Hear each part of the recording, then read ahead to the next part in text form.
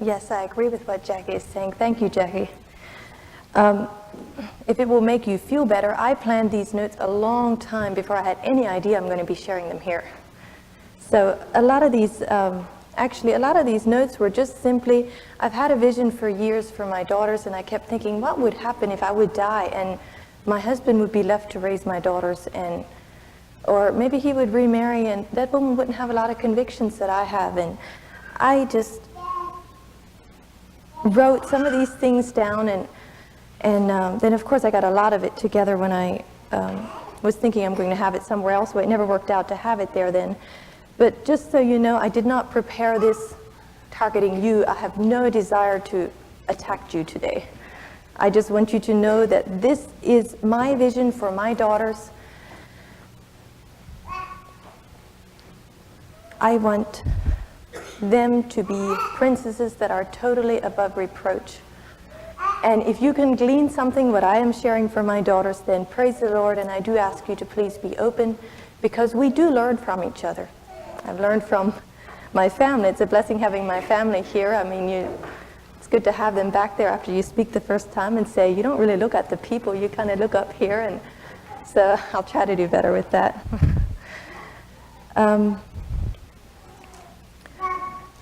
We are, every one of us, checker pieces. There is someone moving us. It is either Christ or it's Satan. We often don't think of that. We think, I am making my own decisions. I am the boss of what I want to do, and we don't realize all we're doing is listening to one or the other, and they're just, moving us however they want to. As princesses, we need to be very careful of decisions we make, of clothing we wear, or we are allowing the devil to be using us, to be moving us, and to be gloating over God because he won.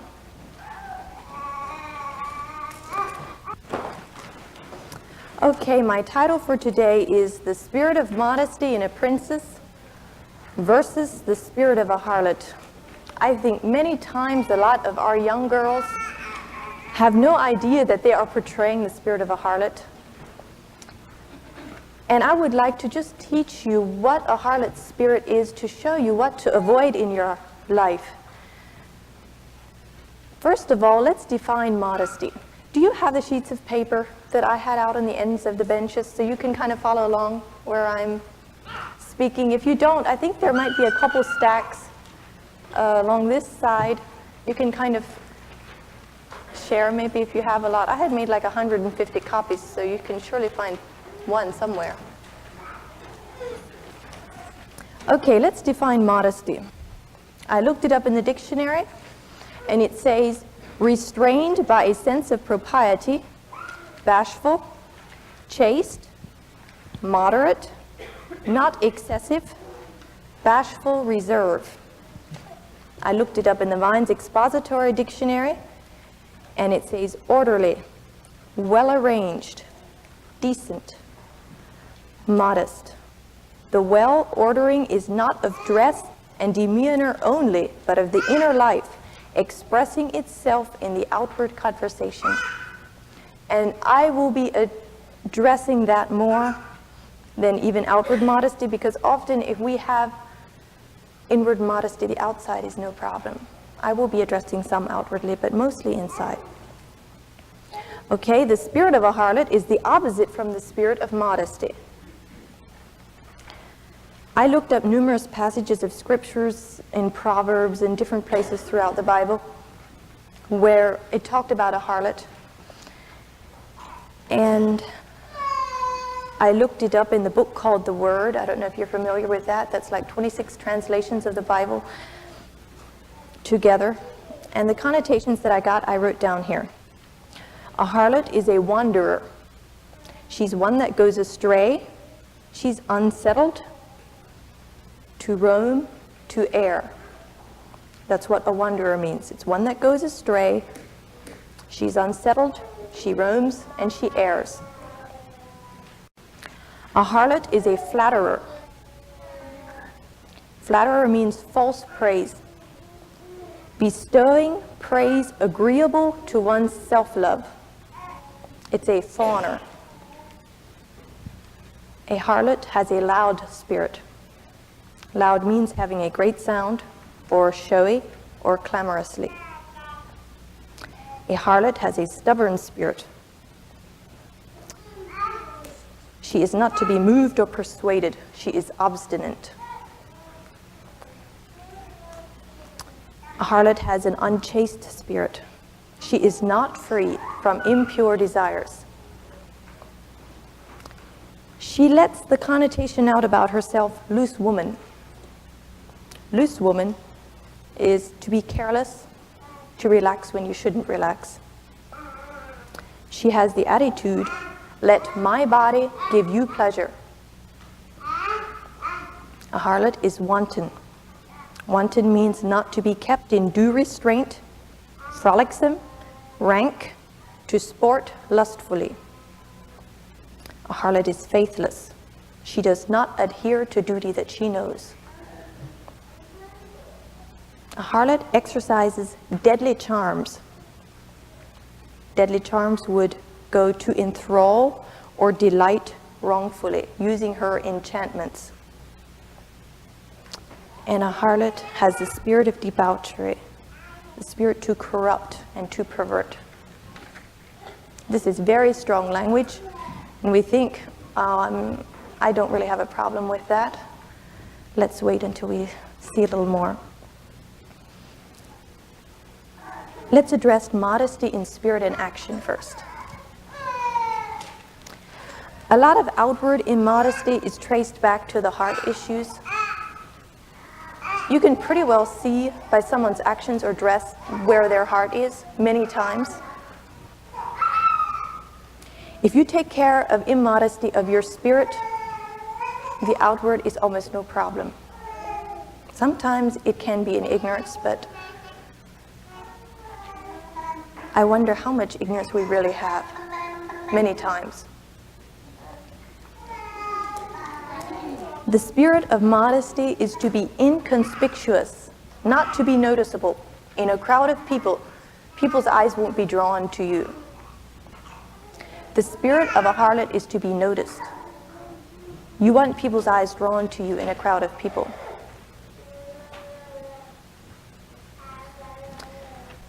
A lot of people judge you by your clothing, and you might say that is unfair. But it's pretty accurate. Many times. You pretty well dress how you want to dress, don't you? There's not a lot of us that force ourselves to dress like we don't want to dress.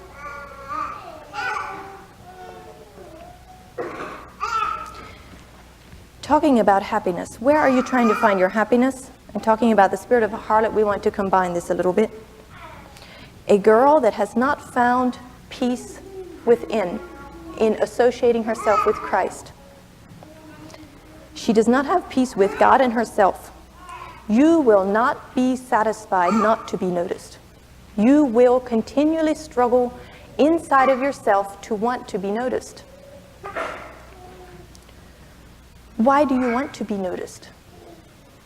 Why do you want to be admired?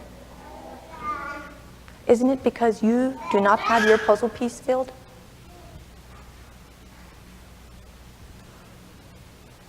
The puzzles that I had up last night. We try the craziest things when we don't have that piece filled.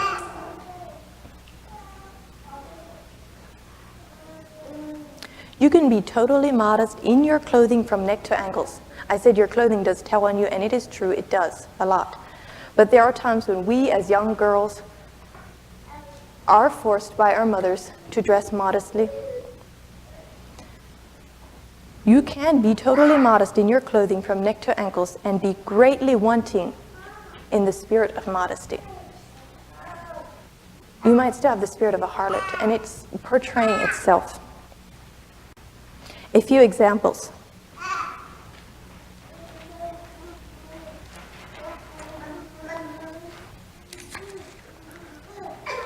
Okay, let's talk about the eyes. A harlot uses her eyes to her advantage.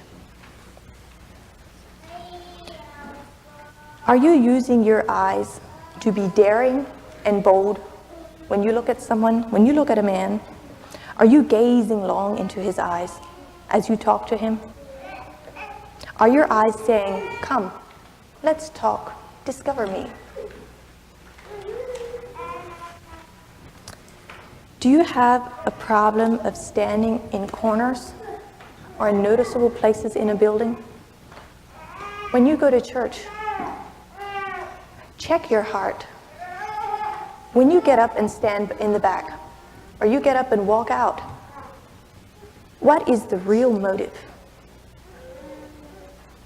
Sometimes it's so, we scarcely think about it.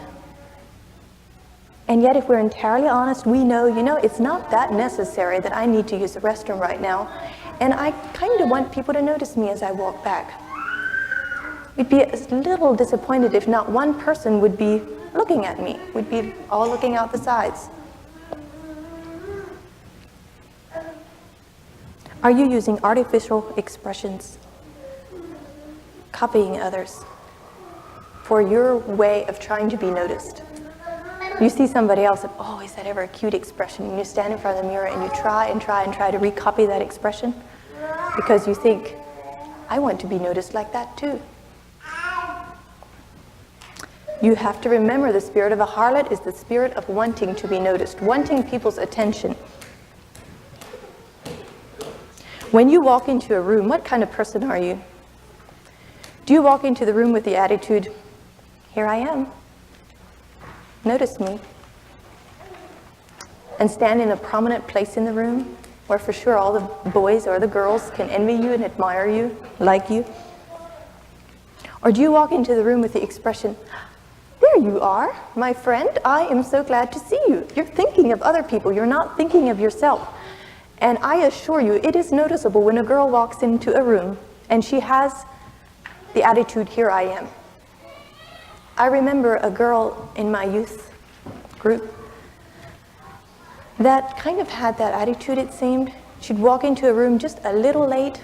Maybe after the church services start, you struggle with coming up maybe just a few minutes later, once about everybody's seated so they can see you.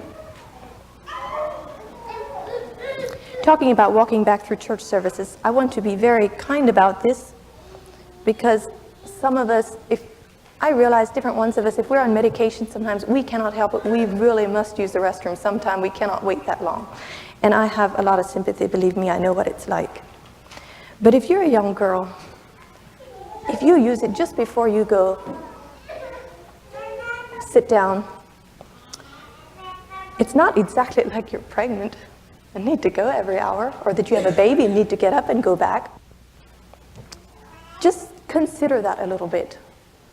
How necessary is my walking up? Am I taking glory away from the Lord in the church services that belongs to Him when people's minds are thinking of what the preacher is saying? And I get up and I walk back. And for 10 seconds, you took somebody's mind off of Christ and thought of you, your form, or your beauty. Let's not take away from God's glory. Let's take this seriously. This is God's house. And not only here, let's feel that puzzle piece of happiness inside that we do not struggle with always wanting the attention that belongs to the Lord. We are not here to give attention to ourselves. We are here to point everybody's gaze and focus to Jesus Christ. Okay, another thing we need to watch is laughing loudly or boisterously. I'm not talking about a natural hearty laugh. Sometimes something very interesting is said and it just bubbles out just like that. And I'm not talking about that. I'm talking about a laugh where deep inside you want to be noticed. You laugh because you want people's attention to be drawn to you. Giggling constantly over things that if you would be by yourself, you wouldn't even consider funny. But because you're with the right company, you giggle and you giggle around. Let's talk about the way we walk. This is a big one with a lot of young girls. First of all, I want to address you girls that are ages 10 to 14, and your physical body is starting to change. I remember how exciting that was for me. It was such an exciting time in my life. I wanted it long before. It was just so fun growing up, and after a bit I got this, well, a woman's time of life came to me, and it was so exciting to think, wow, I could have a baby. I really could have a baby if I would get married. And it is an exciting time. And we are not condemning you for that. Believe me, every one of us experienced that time one time in our life. What would you say if a 20-year-old boy would not eat all the food on his plate? He would leave his bed a riot every morning, his room a riot, his socks and shoes, and he wouldn't take any responsibility at all for himself. You'd say, it's time he grows up. It's time he accepts the responsibility that his age requires. Let's talk to you young girls. God did not give you a changing body and the form of a woman until he knew that you are old enough to begin to accept the responsibility that brings on you. And there is responsibility. A lot of young girls, once their body starts changing, they are so excited about it. They think everybody has to know this and see it. And rest assured, we mothers, we do see when our daughters grow up. It's not that hard to see, but we begin by this. As much as we can, we put our shoulders back and we walk like this. And after a bit,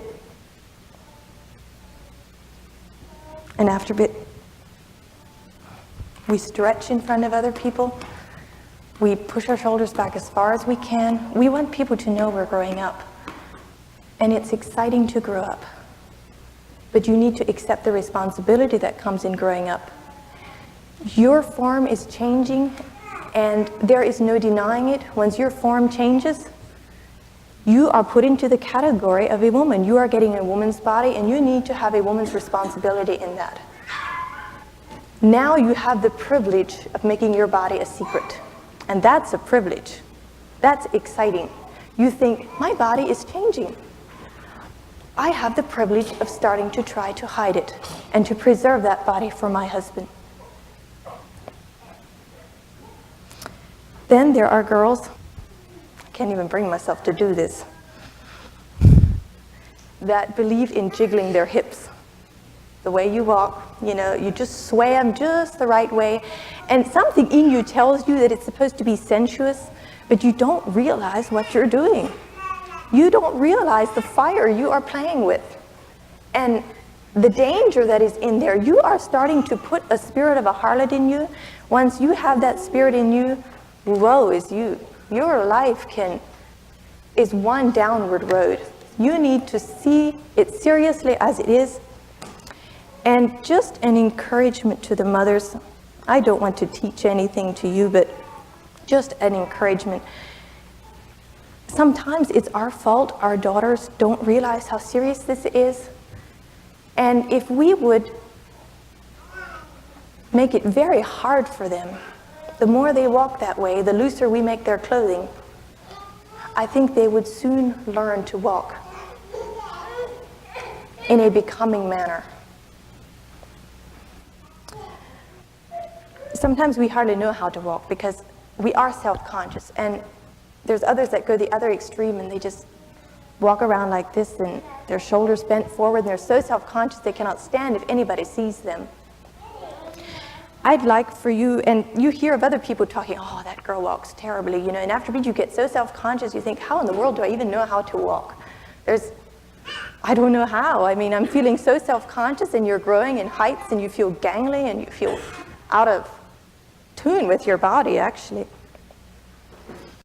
I think it would be in order to do some practice walking. This is not something I'm trying to make you boost up your self-image, but just to learn what graceful walking is. Pick out someone older that really knows, that you admire and knows has the Spirit of Christ, and you really want to learn.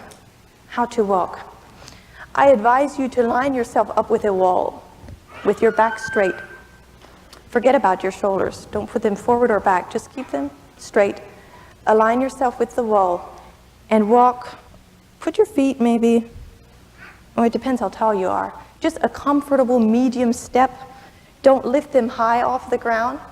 Just glide them over the ground like this. And practice that for a while until it becomes natural, because I do have a heart when you really struggle with not knowing how to walk with your changing body. But above all, do not even begin to let the devil put a step or the spirit of a harlot in you by pushing your shoulders back and trying to reveal your body as much as you can. You are a woman. Act like a true, mature woman. Accept the responsibilities of a woman and grow up. Okay, a flatterer of myself or of others. A flatterer is the spirit of a harlot. Sometimes in joking, we say, yeah, I did so-and-so just right. And we know we're joking and the other person knows we're joking. But underneath there is a desire that they notice what I did and appreciate it. I think that sometimes falls under flattery without you realizing it. You flatter yourself because you want to have the love of others, the admiration of others. Is it because your puzzle piece is not totally filled with Christ? Are you insecure? I assure you, if you find Christ for what he is meant to be in your life, you will not be an insecure person. You will feel complete in him.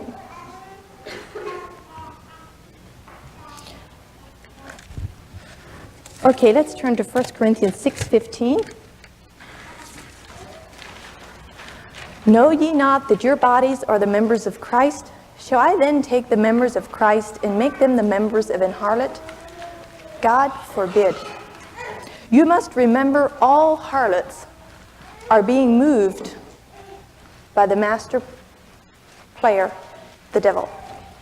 A true princess is moved by the hand of Christ himself. Watch out for these harlot expressions and ways so that you are not being moved by the devil. Okay, let's discuss careless and loose. The way of a harlot is being careless and loose. We flop down beside and against boys. That is being totally careless and loose. That is putting a temptation in a godly or ungodly young man that is not meant to give.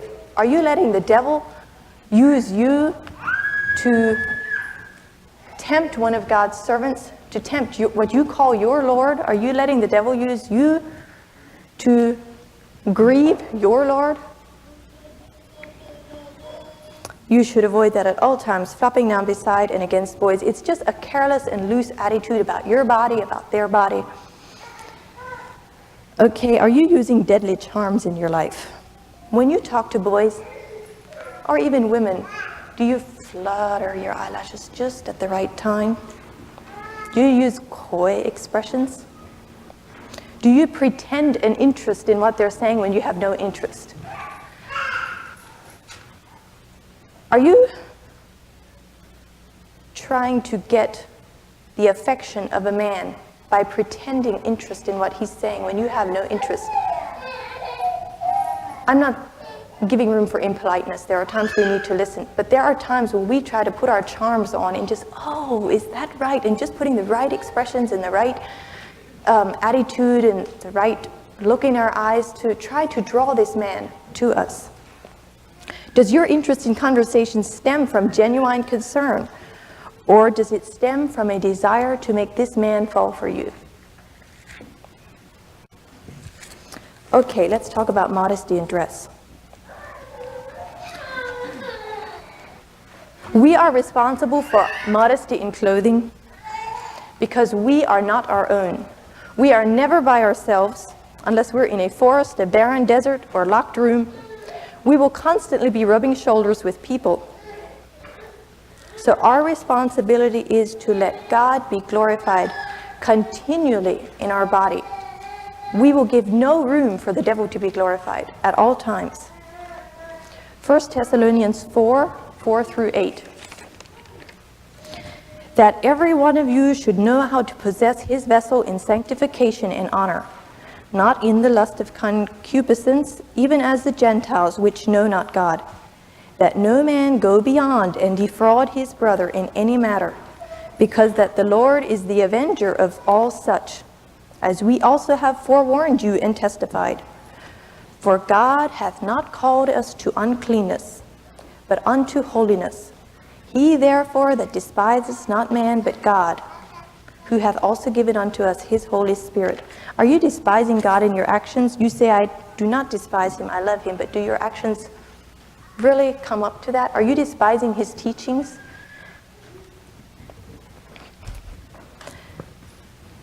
First Corinthians 6:19 through 20. What? Know ye not that your body is the temple of the Holy Ghost which is in you, which you have of God, and you are not your own, for ye are bought with a price. Therefore glorify God in your body and in your spirit, which are God. The way to glorify God is to bring glory to him, to make people's thoughts and attention go to him, not to us. Purity. That's one of my favorite verses in the English language. It's purity. There's something about it that is just so pure, so noble, so beautiful. Make purity your goal. Nothing is more beautiful. You might have to pass up on some dress and activities that others enjoy, but you will be happier. A pure princess is a very happy princess. Purity is more important than friends. Purity in dress is also. Friends that are attracted to you because of the way you dress are not worth keeping. If they love you because of the heart and the spirit that is in you, you will keep them. You do not need to dress to please them. You dress to please your Father in heaven, your King. If your heart and goals change and you have to lose them, Jesus is counting you more worthy of the kingdom of God. We strive for purity because our bodies are not our own. We are responsible to answer to our Creator for how we used his possession. There is no such thing as being totally irresponsible in the world. Irresponsible people usually end up doing something crazy like shooting somebody, and they end up in jail. But you know what? They're responsible. A totally irresponsible person in the world is often put on the electric chair. There's nothing like being irresponsible. Maybe you say, well, I don't want to be responsible for others. The Colorado shootout occurred because people did not want to be responsible for other people. Not being responsible for other people is a very, very selfish way to live. I mean, there is no happiness in a world where nobody is responsible for the other. We are all responsible and judged by God accordingly, whether we decide to accept that responsibility or not. Many times we think, well, I just don't believe that. You think it's ridiculous if an atheist says, well, I just don't believe there's a God. You say, that doesn't make any difference. It doesn't make any difference what you believe. Truth is truth. And it's the same way in modesty. It doesn't matter what you choose to believe. You are not the one that created men and women and put desires in their heart. God is the one that did that. He made them perfectly, but you are not the deciding factor. With you deciding whether this is immodest or it isn't, that doesn't make any difference whether it is immodest or not. Truth is truth. Inward modesty is very important, but we need to remember that anything we wear outwardly should be that which lets our inside spirit shine out and does not cover it. Our radiant countenances and our spirit is what will win the world. I know Jesus Christ wins the world, but in essence, that is we princesses. That is our weapon to defeat Satan. It's our faces, our inward countenance, and our spirit that shines out. Please don't wear anything that's going to cover that up or draw attention to that instead of your radiant countenance. You need to wear something that will correspond with it. Proverbs 8:36, he that sinneth against me, it's talking about wisdom, wrongeth his own soul, and they that hate me love death. And I would just like to plead with you, love wisdom. Reach out for wisdom. Maybe it's treading on your toes, but love wisdom. If you hate it, you're wronging your own soul. You're ruining your own life. Okay, I'm going to do some clothing things, and I am not planning on addressing a lot on patterns. You have your mothers and you have your pastors to advise you, and who am I to say what you should wear and what you shouldn't wear? It is a mother's responsibility to make sure the patterns her daughters are wearing are patterns that are becoming for a princess. And I will not tread on that ground a lot. But I'm going to more bring out how is that pattern fitting over your body. Sometimes you think, well, I'm obeying my mother, I'm obeying my church. But you're totally bypassing the entire thing that it is meant for. I am trying to come at this impartially, and I beg of you to do that too. Set yourself apart from your own wishes and desires and try to just lay down your own opinions for a little bit, and let's pretend we're not women and we're not men. Well, maybe we need to pretend we're men. Anyways, just stand outside of yourself for a little bit and help me with this. What is modesty in clothing? Is cape dresses modesty? No? One-piece dresses? Something that covers from neck to calves, is that modesty? Absolutely not. That's one of the biggest mistakes we make, is we think we're modest if we're covered from here to the ankles. The world is very modest if that's the case, very many times with their dresses. Modesty is not in covering your body. It is in concealing your form. That is modesty.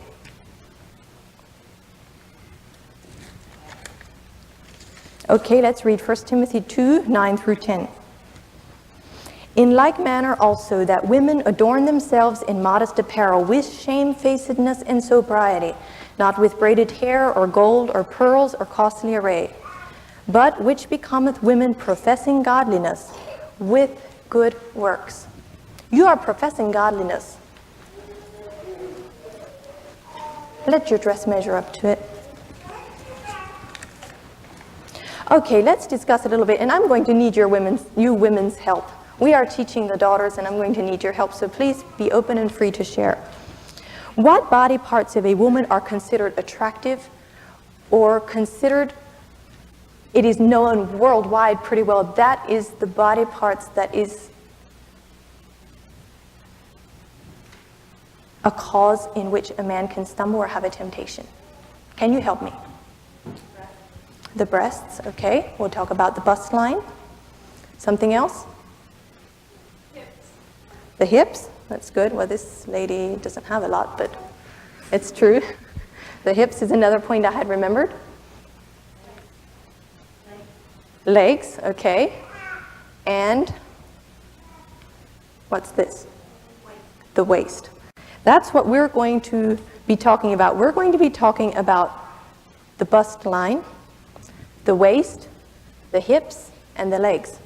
That is where you are different from a man. A man tends to be, more straight.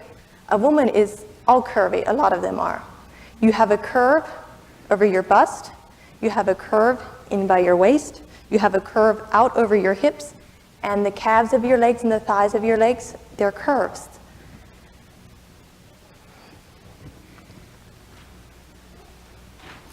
Our responsibility in being modest is to hide these curves from eyes which are not meant to see them. And something I want you to remember as I am doing this, you can go put those clothing on. Something I want you to remember is a suggestive hint is much worse than actual sight, many times. And we think, well, you know, I'm covered, but just the suggestion of it is what often makes people think. And I'm getting my sisters to put some clothing on, and I beg your patience. It is not what I consider modest, and that is why I am presenting this, and I can't say that they exactly enjoy the thought of doing this. So be patient with them. Okay, first of all, we're going to talk about how to cover this area. Let's look at our necklines, first of all. Or rather, while they're in there, I'll bring something else out. Let's look at the point of hugging sweaters. You put a sweater on, you have 3 or 4 layers on, so you cannot go by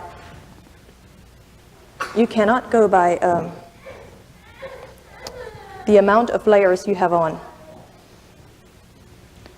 This sweater is loose, and it's very cuddly. We like our cuddly sweaters, and I don't blame you for it. How many of you women think that it would be possible for a man to have wrong thoughts about this? Some not.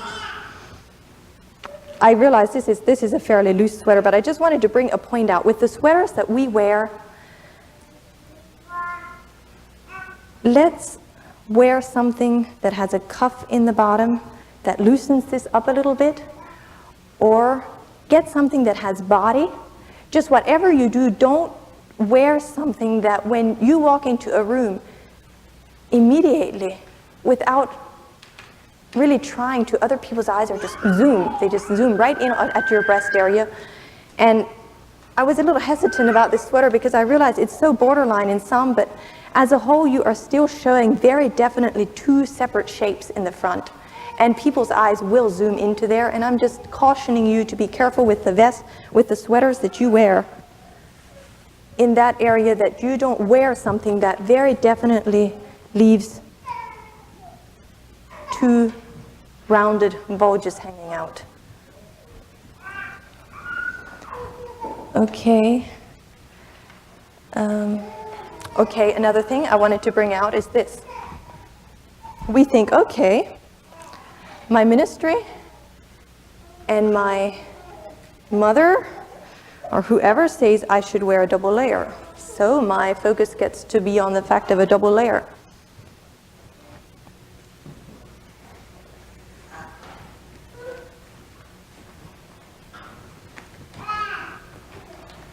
I have a fairly good neckline on here. I have a modest skirt. And I'm wearing a double layer, and I feel pretty good about myself. Do you think that could be room for temptation? Can you ladies over there see? It doesn't matter how many layers we wear. One of the main things we need to avoid is showing the full curve. One thing I wanted to bring out was this. We are women, and modesty means to be moderate. And it is very hard sometimes, if we are moderate and not overboard in our dress, to not show any resemblance of a shape. But one of the main things is this. We have a curve here. We have a curve in the back and the curve of our legs. We are avoiding a lot of immodesty. Sometimes we can't help it if the curve comes out. But what we need to watch at all times with the curves in our body is that the underside of the curve is not shown. We as women, it's hard to dress, practically without swimming in our things, without coming out a little bit. But you are immodest once you begin to show the underside of your curve, giving someone a good idea of the size of your busts. Same way with the hips. The hips are focal points, something that you can make someone fall. If you have a waist, your dress will naturally come out a little bit over your hips. But avoid anything. Oh, I'm sorry. Yes, I'll put it up.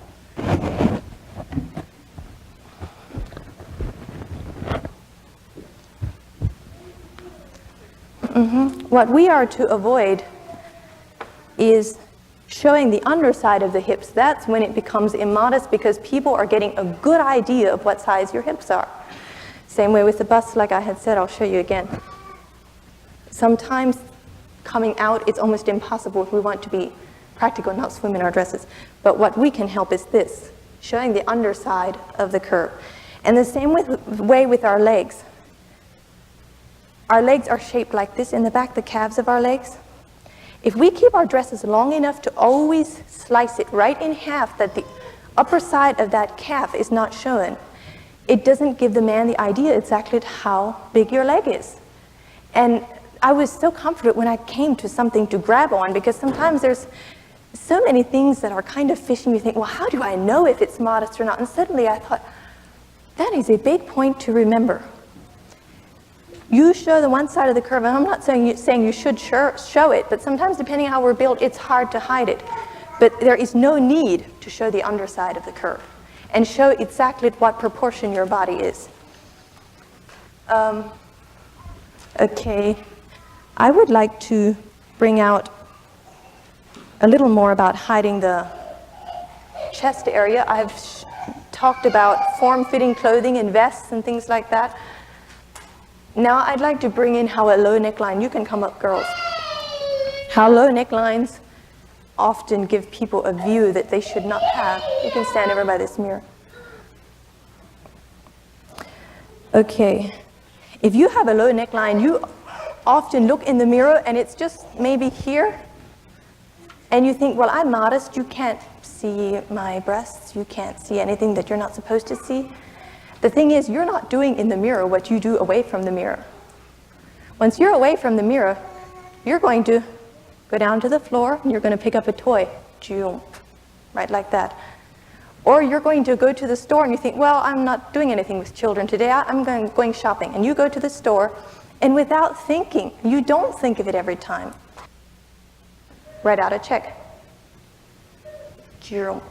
The cashier can look right in, and it takes so little, it's shocking. After I started doing this modesty section, I had to change some of mine. I decided I'm going to go extreme if I have to. I'm going to make sure that there is absolutely no way possible somebody can see in my neckline.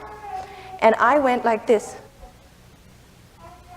Probably the best posture for you to do that is to bend over and to look in the mirror, and while you're bending over, look in the mirror, raise your head as if you're going down, picking up a toy, and somebody says something, and you look up.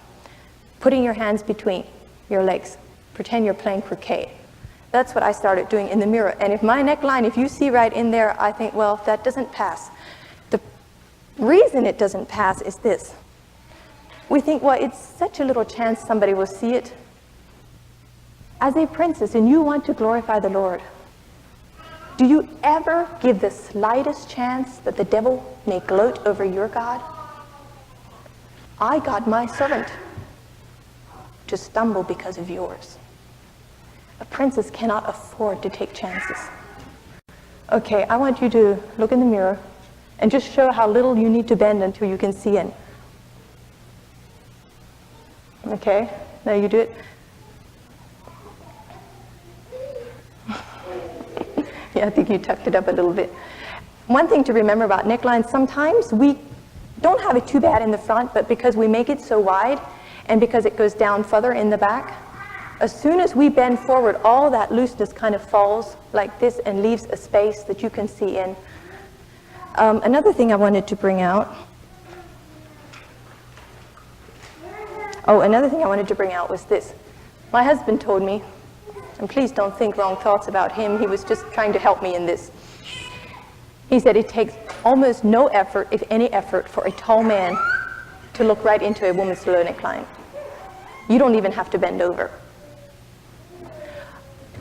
Do you want to please the Lord? Do you want to glorify Him in every minute of your day? Or do you want the devil to gloat over the fact that His servant was able to plant wrong thoughts in God's servant. Okay, now how to cover the waist curve. I don't have a problem if you have a fitted waist, but when that becomes immodest is once you show very clearly the line from the tip of your breasts down to your waist. You show your tiny waist in comparison to your bust line, that's when it becomes immodest.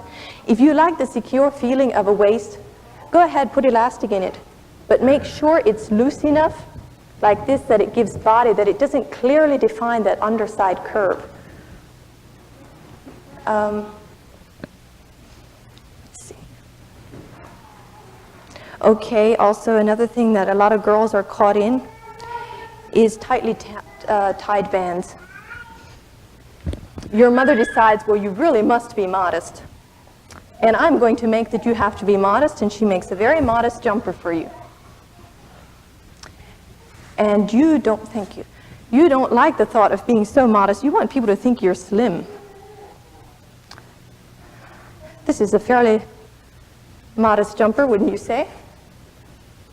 But you don't like it. You have a little bit of the spirit of a harlot in you that wants to be noticed, and you get your ties.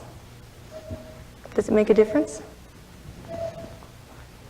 Do you think that gives man room to stumble, or a woman? I want to bring something out. Many times we think, well, if it's just women, it doesn't matter.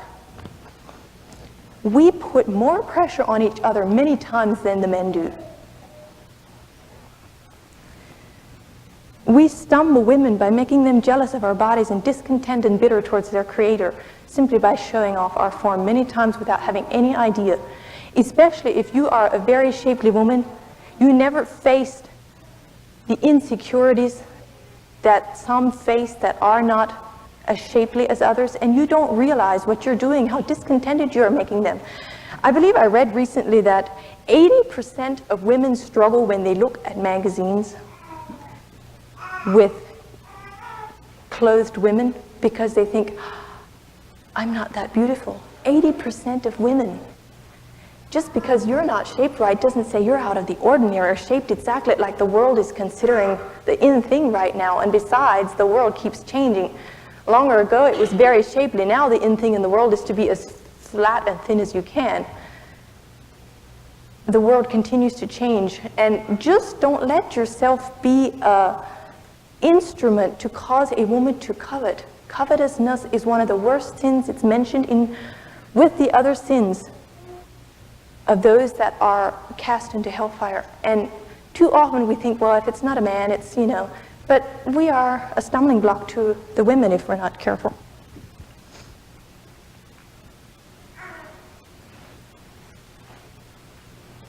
Okay, a point to remember, it's not the style, pattern, or type of clothing that makes something immodest as much as how it fits over you.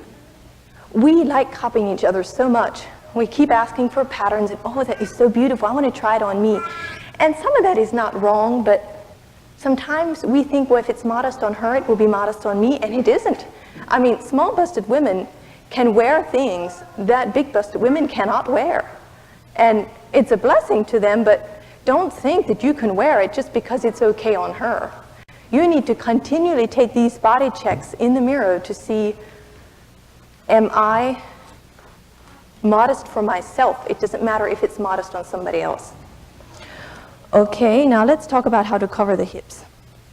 Low waists that rest on your hips and move with them, giving that jiggly look, is immodest because it immediately draws people's attention to your hips. Do you actually really want somebody to think of your hips? Sometimes you think, I want them to think of the form or the shape, but actually what it is, you're making people think how you look without clothing. Did you think of that? That's worse than you were really imagining it to be. Okay, the width of your skirt is another thing I would like to talk about. Both narrow and excessively gathered. Remember, modesty is being moderate. Sometimes we get so paranoid, we want to be so modest that we gather it so full and ruffle it so much that all we do is give ourselves a very hippie appearance. And that's something too to avoid. But more so even than that, is to avoid the look of a very narrow skirt. Because, Lorraine, can you come here? I'm not sure if this skirt works on you or not, but turn around once. Walk a little bit. That does slightly, but there's some skirts that are narrow that when you walk, it kind of hugs in the bottom like this here. As you're walking, it's hugging in, and it's showing the bottom side of that curve that you want to try to hide. Okay, your hips and legs should be fully covered by your skirt when going upstairs or picking objects from the floor. That skirt, the problem is that jumper, I wanted to bring that one because when you look at it, it looks pretty modest. You cannot see the bigness of the busts, you cannot see the bigness of the waist, and you can't even really see the hips. And you look in the mirror and you think, this is a modest jumper, right? It's a fairly modest jumper. I mean, my cape dresses show as much as that thing does. But once again, what we're not doing is doing exercises in front of the mirror, which are necessary to do. Lorraine, I want you to pretend that this is a toy a child dropped on the floor, and you bend down and you pick it up. Okay, freeze. Do you see that? Okay, you can get up. That is to show that not everything we do, that is picking a mere thing like picking up a toy, can immediately reveal our whole hip size and the size and shape of our thighs. Okay, go up the steps. Just put your leg up here. Going up the steps. Do you see that? You can put it down again. We are not hiding the things that need to be hidden by very narrow skirts. And now, how to cover the shape of the legs. She brought that out also by the narrowness and wideness of the skirt. But I would like to also talk about slits in the skirt. To begin with, many times slits are in the skirt because the skirt is so narrow. But there are some skirts that are fairly wide enough, but the slit is so long. I would like to tell you something to remember. Once again, a suggestive hint is worse than actual sight, and a slit is often worse than if your entire dress would be that size. But I want to tell you, your skirt is no longer than the top of your slit. Can you walk sideways, the other way? Do you see that? How the leg shows right through the slit of the skirt? Your skirt is absolutely no longer than the top of your slit. You think, well, my skirt is down to my ankles. It doesn't matter if your slit is up above the calves, you're still showing your legs. Okay, you can go back and change. Thank you, girls. Okay, another thing to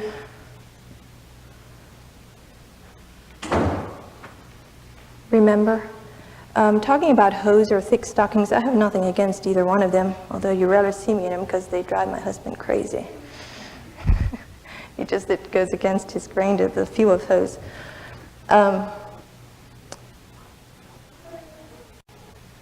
If you wear hose are supposedly very dressy, and they are. You feel dressed up in it, and that's not wrong to feel dressed up once in a while. But be especially careful about the length of your dress when you wear hose, because hose have a way of making your legs look very attractive and sexual. And you need to be careful. Just keep that in mind. I have nothing against hose, but wear a decently long dress for sure over the calves. I mean, over the mid of your calves that you can't see the other side. If you wear thick woolly stockings that the calves are not so clearly defined, it doesn't matter sometimes if the dress is a little shorter. I wouldn't advise it all the time, but it's a little different. And you think, oh, how can I? This is rather heavy. I'm not asking that you can do a Chinese split in your skirts, by all means. How often do you do a Chinese split in front of others? I'm just saying the normal activities of your day, going upstairs, picking up toys, that should be in your consideration when you buy or make your clothing. And you think, well, what a burden. I don't want to every morning look at the mirror and make sure everything's okay. Don't worry about it. When you make a new dress, you do the check and then forget about it after that. Unless you gain 10 pounds, 20 pounds, or you lose 10 pounds, 20 pounds. That's what I had to do with my necklines. I'd lost a lot of weight the last year, and I suddenly realized they don't pass the mark, and I had to, and as much as I hate to redo my clothing, I decided it's still worth it if I do that. And I would encourage you to go home and do this neckline check. It is very surprising how far up your necklines have to be when you stand like this and look in the mirror in order not to see inside. And another thing I would encourage you to do, if you have a feeling that you are not being modest with clothing, you go home and do the check. And God's Spirit is talking to you, not because I said anything, but if you truly feel like God's Spirit might be talking to you about a form-fitting vest or a low neckline or a tight skirt, I beg of you to go home and get rid of it at once. The longer you look over it and ponder, the fainter and fainter God's Spirit will become. And if you make definite steps immediately, that is going to really be ingrained in you. And you'll be more willing in the future to consider things. Okay, let's talk about modesty in the message of our clothing. The brightness and shininess of material. Now this thing isn't quite as gaudy as I wanted it to because I washed it after I got it. But can you see what kind of material this is? Can you see it by the light? It's a very flashy kind of material. If you don't want to draw attention to yourself in a crowd of people, don't wear anything like this. If you want the attention to be on the Lord Jesus and in glorifying Him, never wear something that the light shades just dance around and play with. And especially if you have a shapely form, they just play shadows around over your shape. And that is something to avoid. A lot of the clothing that you buy, and I have nothing against buying clothing, but I will tell you, if you don't sew your clothing, you're going to have a much harder time buying something that's modest. A lot of the clothing that you buy, not all of it, but most of it, had a very clever designer mind behind it. Those people know that unless they appeal to the flesh, it will not sell. They will make the clothing in ways, vests in ways that make your eyes just zoom in on personal spots, or they'll put a little hole in the blouse, just right down here. And people's eyes, you can see it. I mean, I've never worn one like that, but I know, depending what I wore already, made me conscious it's immodest. If I went somewhere and immediately I saw people's eyes just zoom in on personal areas in my body. The designer knew that if he can put tucks in here or looseness here with tightness at another place, perhaps no material at certain focal spots, the eyes of others would zoom in on personal areas of your body. If you want to buy or make your own clothing, try to select patterns that will be simple and free from suggestive outlines, the focal points of breasts, hips, and legs. What do you want to be identified with? You think, okay, I will dress modestly. So you go and you buy a lot of clothing.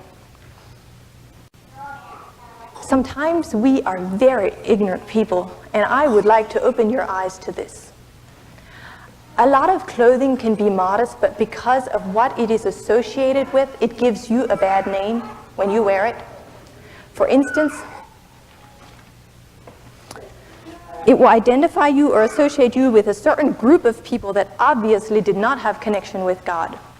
And with that, I want to just say a little bit about Western clothing. That sometimes has a way of kind of creeping in, and you think, well, it's modest, but modesty is not only in how it fits over your body, it's on who this thing is glorifying it. Is it glorifying the wild, lawless West? Or is it glorifying our Prince of Peace, the satisfier of our soul? Do you want the message of your clothes to identify you with them? Another thing, you can get very modest Indian skirts. A lot of them have designs on them.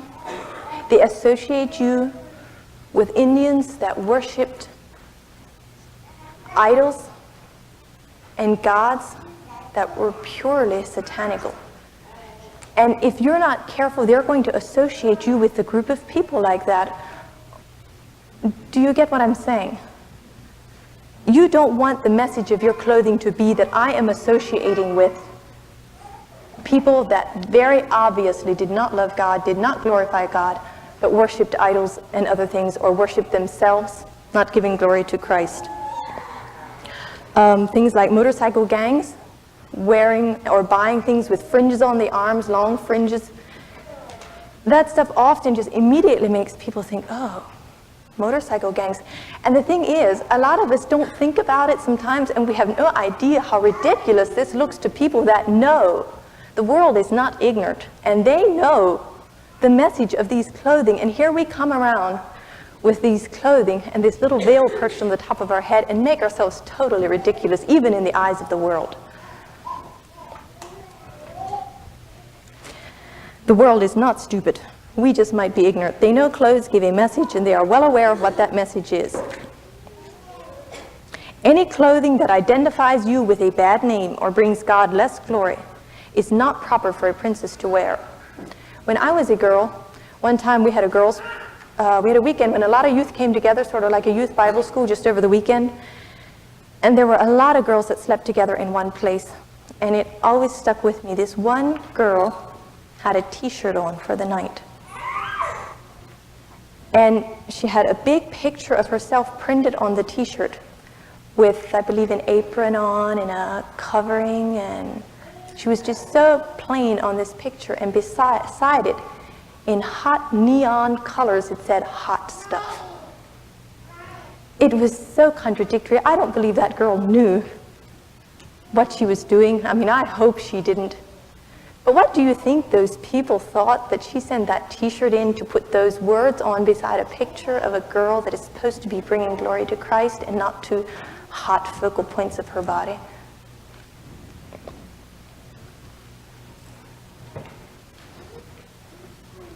People look at us. We profess to have the answers and peace in our hearts, but we hanker to look cool like them. And then we have our veils perched on top of our heads. They see right through us. They see that our puzzle piece is not filled. Do you think they want that? Of course not. One thing that really spoke to me, I read a story one time of a young girl, well, a bunch of young girls, I think they were nurses, and they got into this discussion. This one girl dressed very modestly, and oh, did she get fire from the other young Christians. They thought, this is ridiculous. We need to be more like the world to win the world. And finally, they couldn't solve the argument, so finally they asked a non-Christian nurse that was working there. And the non-Christian nurse said, this is so ridiculous. If you have something that I don't, and you are happy with it, you will not be pursuing the same things I'm pursuing. The world knows that. Don't we know it?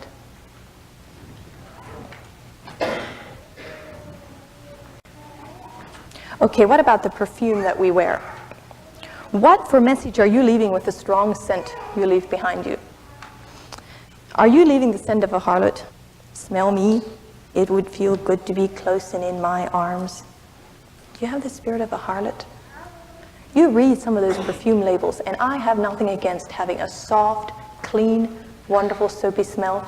And even in perfume, if you want to just have the faintest touch, but not something that when you walk past something, it's just, wow, that would feel good to be close to her. You know, it's the message of a harlot that you're leaving behind you, and I really caution young princesses in the use of perfume to be careful about that. And the other side of the coin, what for message are you leaving with a strong, distasteful body odor? Are you leaving a gross, distasteful body odor behind you that anybody would not be attracted? You have to remember, you are a princess and an ambassador. You are trying to bring people into the kingdom. You go around leaving a distasteful body odor, you are totally repulsive to them, and they will not want to associate with you or with the God that you serve. Copying fashions. Just because something is in style right now does not automatically make it wrong. This might shock you. What is criticized now may be old-fashioned in 3 years. Our focus is not on the world. It changes so drastically, continually. The world constantly changes. Just remember when buying or making your clothes to strive for that which is modest, quiet, and not showy, in a way that will give you protection and a good name. A lot of girls have no idea how they are ruining their names among godly young men by showing their bodies. But, looking at the other side of the coin, are the fashions ruling us? Are they our God? Are they taking us a try for happiness? What I'm trying to get you to see is don't look at the world what the fashions are, if it's in or if it isn't. Don't look at other people. When you go to make clothing or you go to buy clothing, you get something that has a meek and quiet attitude about it, not something that is going to exalt you wherever you go, people's eyes are drawn to you. You get something that's just soft and feminine, whether it's in or whether it's out, it doesn't matter, just something that is modest. Many times the things that are really modest are not in.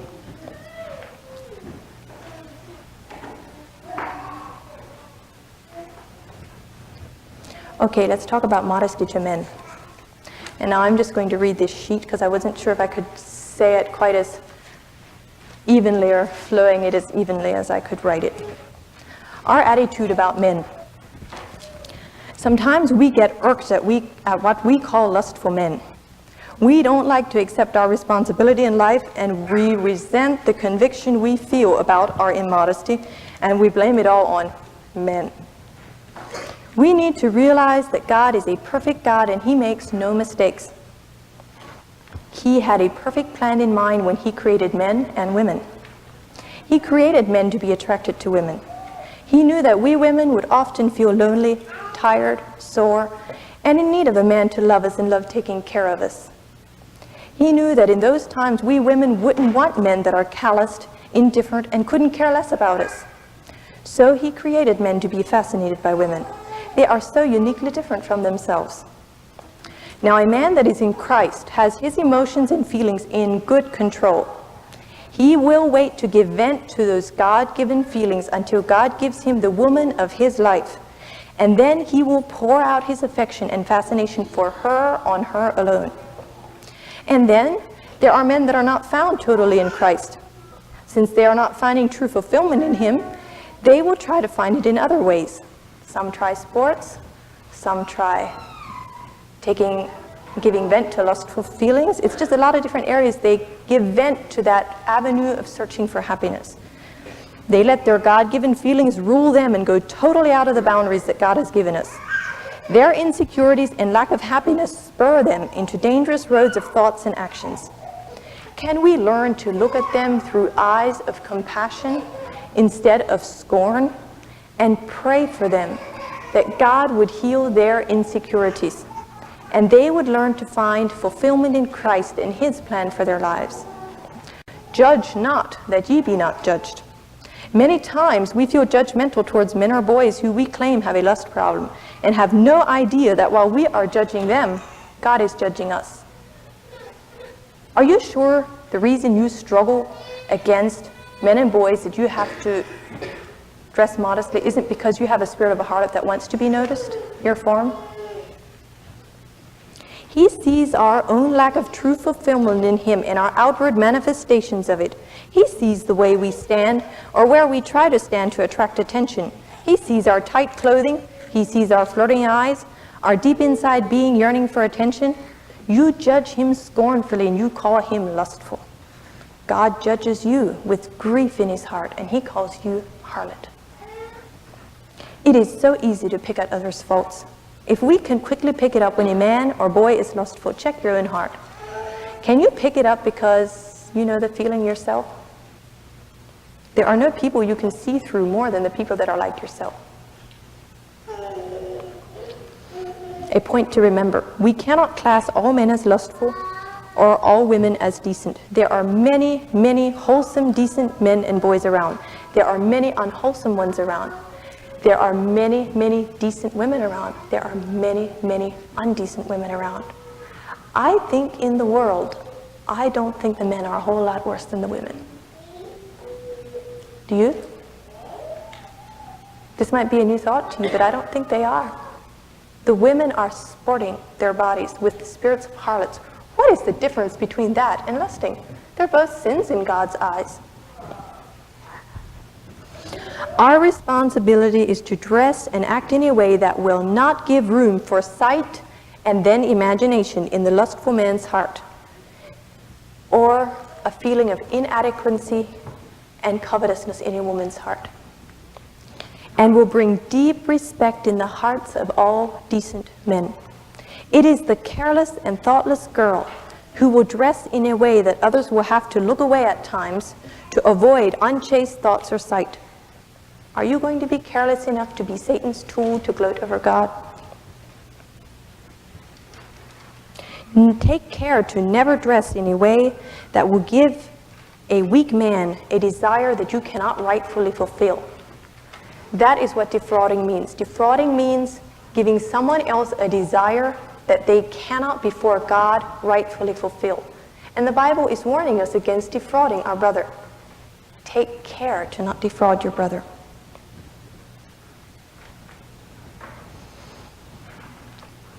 Now I would like to say this.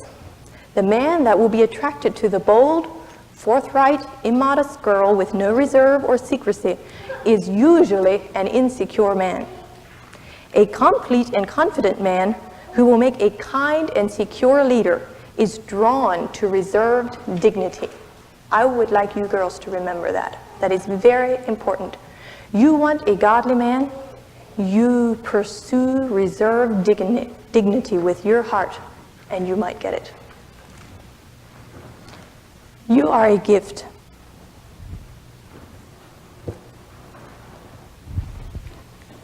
If I would hold this gift up and this, how many of you would choose this one? How many of you are curious about this one and want to open it? How many of you would like this gift to see what's in here? You are the surprise package that God has made for himself and for the man he wants you to marry someday. Your body is you and God's secret. No one else's. You are not your friend's secret. You're not even your best friend's secret. You are not your husband's family's secret either. You are God's secret and gift, and the man he wants you to marry, his secret and gift. Many girls think to be a gaudy butterfly that shows the form and shape of their body will attract a man to marry them. Any man that will make a safe, truly loving husband is one that is attracted to this. Reserve, dignity, a secrecy about your body. Learn to enjoy being a secret. There is nothing fascinating in something that has no mystery or unanswered questions to it.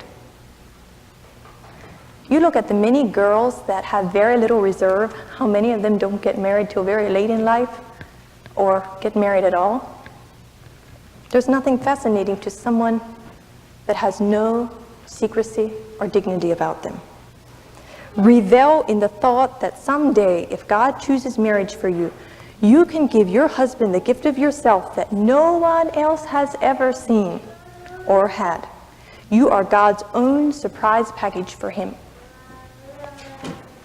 Being a secret before and after our marriage to others who are not meant to know the secrets of our body will raise up a deep reverence and respect in the heart of our husband once we become married. Many women have no idea how deep the respect and the reverence of a husband goes. You have no idea. Because you never worked hard enough to give him a chance to respect you. Would you like to have a man that you know all your girlfriends pretty well know exactly what he looks like? Would you like to have a man like that for your marriage partner, and you know your girlfriends are thinking all kinds of things when you get married? Would you like to have a man that's that immodest? I don't think the man you want to get married to will want to have you that immodest. But there's no room left to have respect.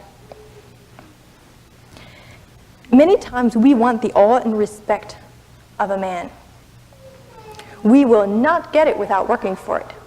We need to work for this awe and respect. And the way we get it, and I am talking to you girls, if you want this respect for your husbands in the future, you let him know we respect him enough to keep his secret. Learn to look at it through God's eyes also.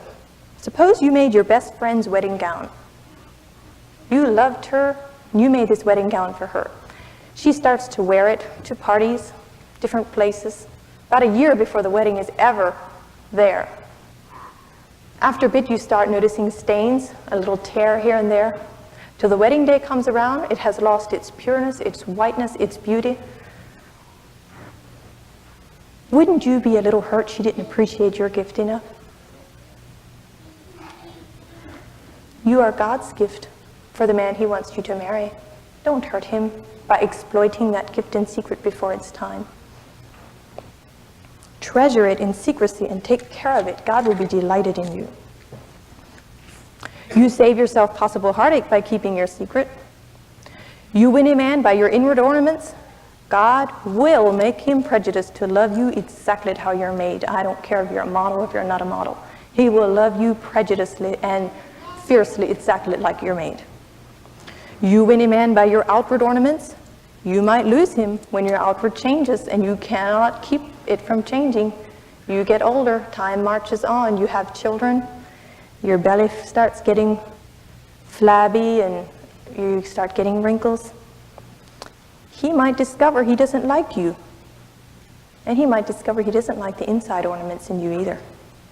You will never save a marriage by outward looks. It's the hearts and souls that knit and seal a marriage. Are you pursuing a downward trail of happiness by wanting others to notice your size, shape, and body? It's like drugs. It doesn't satisfy and therefore gives you a craving for more. You go deeper and deeper into it until you have crushing results and lifelong regrets that you can never redo. Let's talk a little bit about modesty to women. Just because someone else is a woman does not give you the right to exploit your secret. I realize there is a slight difference.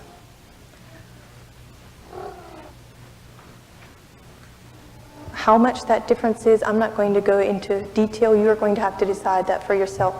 But I would like to encourage you as young princesses, keep yourself as a secret, even from your girlfriends.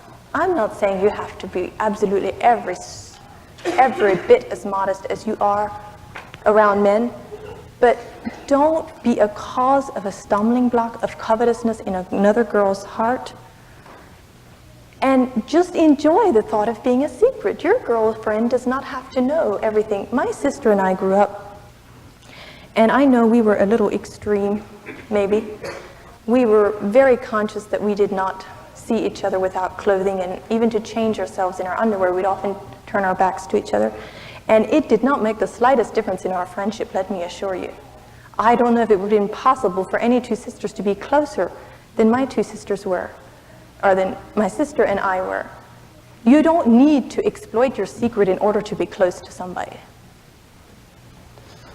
Are we intimidating them? And we think, well, it's just my friend. She never said anything like that to me, that she, envies my body shape or anything like that. They do not tell you their deepest feelings, or they're afraid you're not going to like them.